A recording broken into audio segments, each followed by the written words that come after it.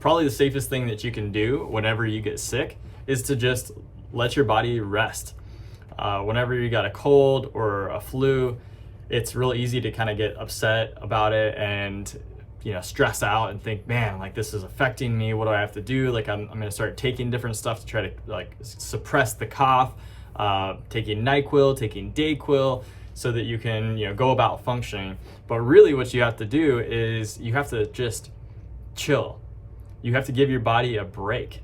You don't have to rush off to the doctor if you have a cold or a flu like after a day or two, and like suddenly you're at the doctor's office going like, what the heck is going on with me? Am I falling apart? Like, because I guarantee you it's the most annoying visit that any doctor gets, and they really can't do anything for it because it's got to run its course.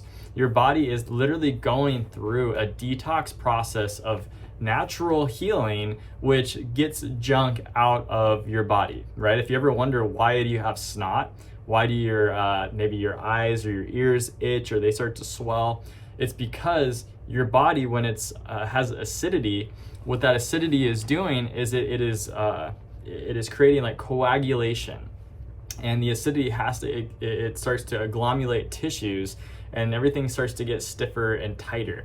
And within the lymphatic system, which is the primary system of getting junk out of the body, which is 80% of the fluids in your body, by the way. Blood is only 20% of the fluid, so 80% of the fluid. So it's a really important fluid to understand, even more so than blood, in my opinion, is that system, it deals with the acid waste that the cells are trying to get rid of, right? Because cells eat, and they eat food that comes in from the blood, food and nutrients, and then they have to excrete it. They have to poop it, and they can't say, hey, the cell can't travel all the way to a bathroom to get rid of the waste. So what does it do? It has to excrete the waste into the fluid that surrounds that cell.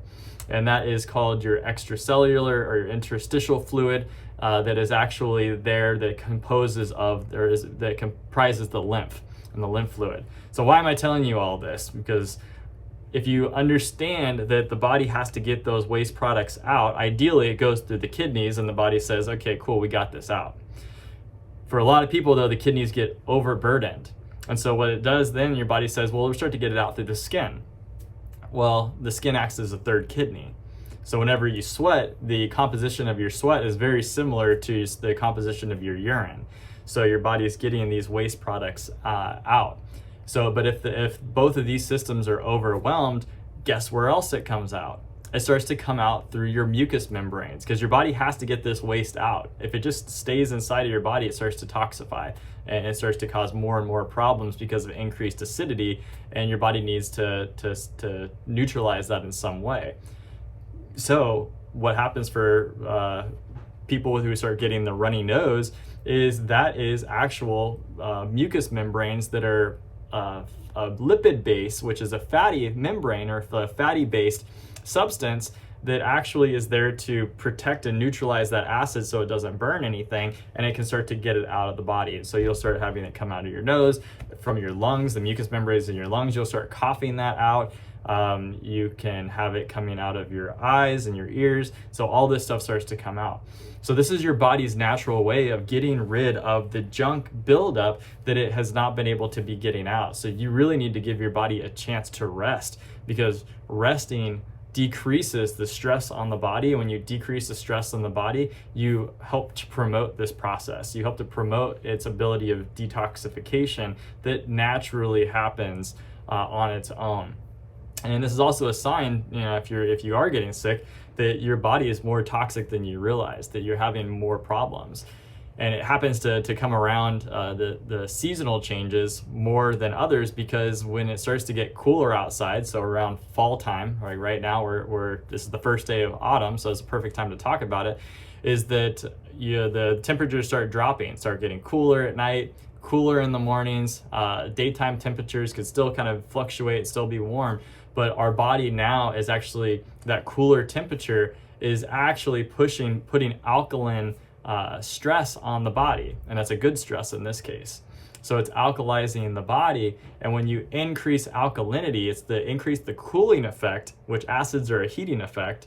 You start to increase the cooling effect. Now the body is able to get rid of some of the toxins more. And so it starts to push it ideally through the kidneys. If not, then through the skin. If not, then also now it starts to come out through the mucus. So we have this additional stress of detoxification happening in the colder weather. So that's why we want to be able to give our body a rest, so that we can actually promote and encourage your body to heal and get that stuff out as quickly as possible, right? And just trust your body's process. This is not a time that you need to jump in and be like, oh my gosh, I need I'm worried about secondary infection, I need to get antibiotics, I need to do something, because what antibiotics are going to do is actually compromise your body's ability to do this very well.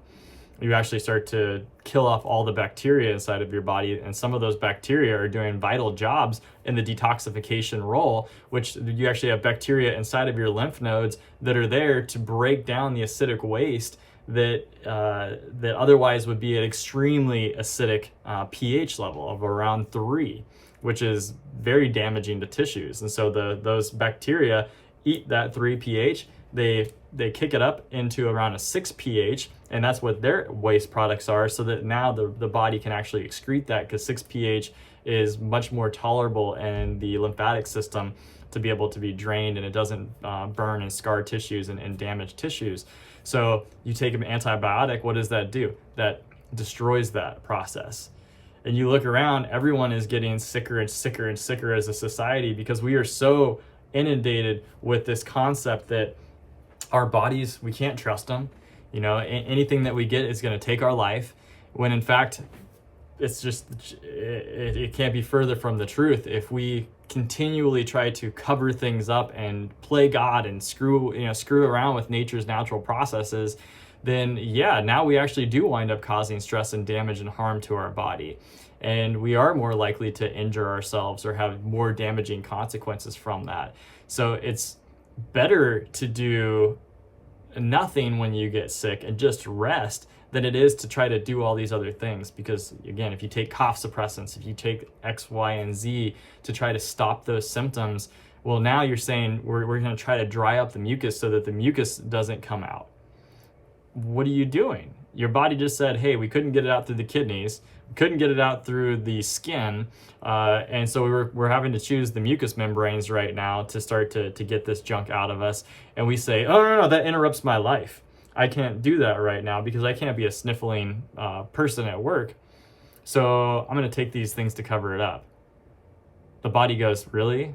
Can we get serious right now? Like, so what do you want me to do with this?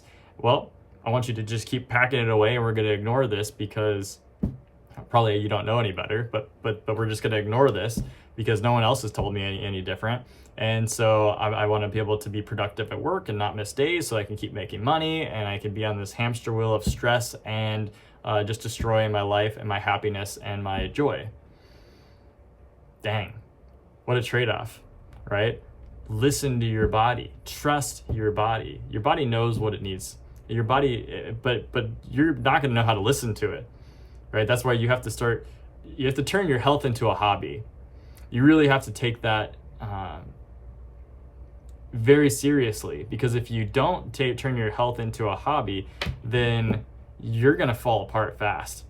Today, every generation is getting sicker than the generation before that, right? I mean, people now, you can see kids that are having all these food allergies that we didn't have in my generation, and then it's getting worse. And so each subsequent generation, every 5 to 10 years, the kids that are coming out are significantly sicker.